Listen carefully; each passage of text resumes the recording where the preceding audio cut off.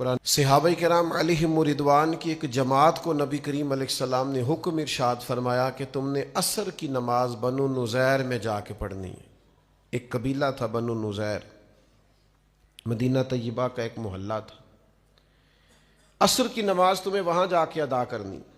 تو صحابہ اس طرف چل پڑے۔ اب رستے میں عصر کا ٹائم ہو گیا اور مغرب کے قریب وقت ہونے لگا، ٹائم میں دقت ہو گئی۔ تو کچھ صحابہ کہنے لگے کہ نماز پڑھ لیں، لیٹ ہو رہی ہے۔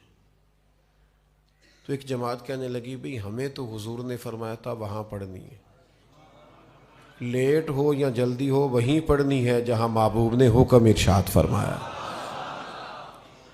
اب ایک جماعت ان میں سے کہنے لگی کہ بھئی حضور علیہ السلام کے فرمانے کا مطلب یہ تھا کہ جلدی سے جانا، تم نے عصر وہاں پڑھنی ہے، لیٹ نہ ہونا۔ وہ کہنے لگے آپ کی بات ٹھیک ہوگی، پر ہمیں یہ سمجھ آئی ہے کہ لیٹ ہو یا جلدی ہو پڑھنی وہی ہے جہاں محبوب نے فرما دی۔ سانو تے قید سجن دا گہنا ہے نا، وہ جنج رکھے ایسا اونج رہنا ہے۔ تو محبوب نے جہاں کہا وہاں جا کے پڑھنی۔ اب وہ اختلاف اس طرح کا ہوا کہ آدھے لوگوں نے نماز رستے میں پڑھ لی اور آدھے لوگوں نے بنو نزیر میں جا کے نماز پڑھی۔